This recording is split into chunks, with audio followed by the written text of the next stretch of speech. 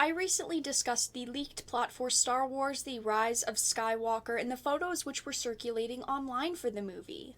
I personally didn't want to believe them, and a lot of other people didn't want to believe them either, but unfortunately, it was all true. If you have not seen my video discussing the leaked plot, it will be linked down below, but now there have actually been physical videos put online of leaked scenes, and reviews are going up for it as well, and this is one of the largest blows the Star Wars franchise has ever received, and it had a lot of factors contributing to its failure.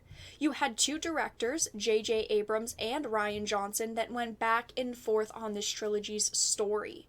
J.J. Abrams started it off pretty rocky, but it did have potential.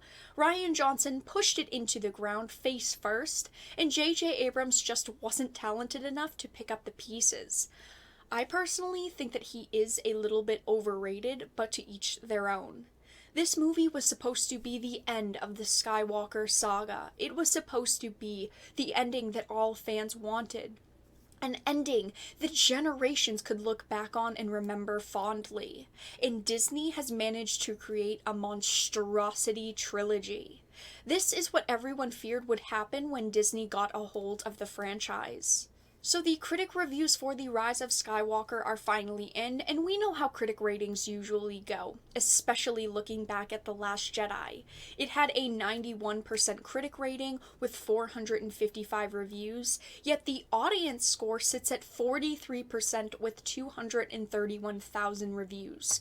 So I do think that it is safe to say that fans expected their reviews to be amazing and say that this movie is the best movie out of all of the movies that has ever been created in the Star Wars franchise. Yet the reviewers are very torn on it, as it currently is sitting at a 59% with 210 votes. This is the worst rated Star Wars film since The Phantom Menace, which, hot take, I didn't think was awful, but one of the first reviews says it's too bad that the Star Wars saga has saved the worst for last. Okay, the final episode isn't perfect. You'll nitpick it forever with your friends, but that's the point? Star Wars isn't a movie, it's family. We're that close to it, and the infighting about what it does right and wrong is as crucial as the love. I disagree with that. I don't think I've ever nitpicked a Star Wars movie with anyone because I appreciate all of them for what they are. And I think that if it has so many problems that all you are doing is looking at its flaws and not its positive aspects, I think that's a little bit more than love. I don't think that you love it then. A barely coherent series of nostalgia-inducing but ultimately meaningless references that even a bad fan fiction writer could find indulgent.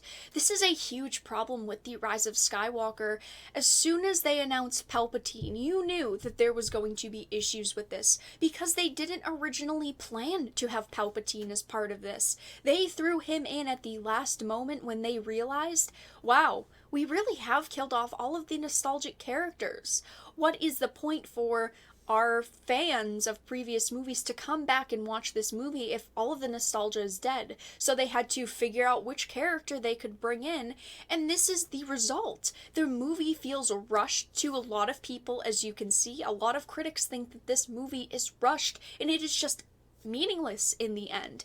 While it has some fun moments, solid performances, and striking imagery, it's simply too procedural and soulless to be anything more than adequate. Of course it has striking imagery. We're talking about Disney. We're talking about a movie with a huge budget.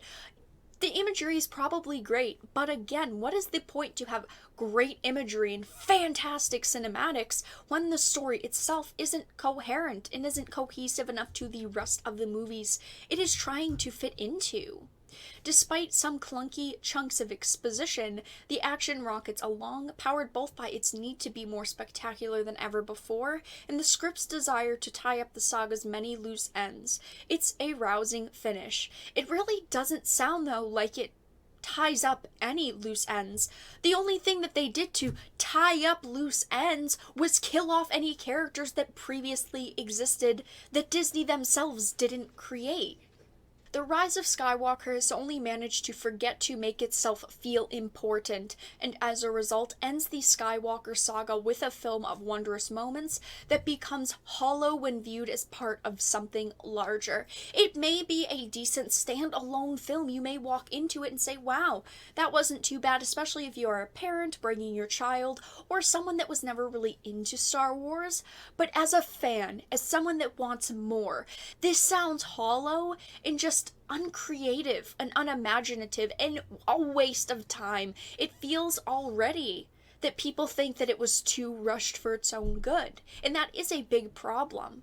This movie is being panned for a few different reasons. Some people are saying that it panders too much to fans and there's too much fan service. Some people are saying that they didn't stay true to what Star Wars is or what past stories have led up to, and that it was just too rushed and it didn't feel coherent as a movie in a trilogy, and looking at the bigger picture, it just wasn't impactful enough.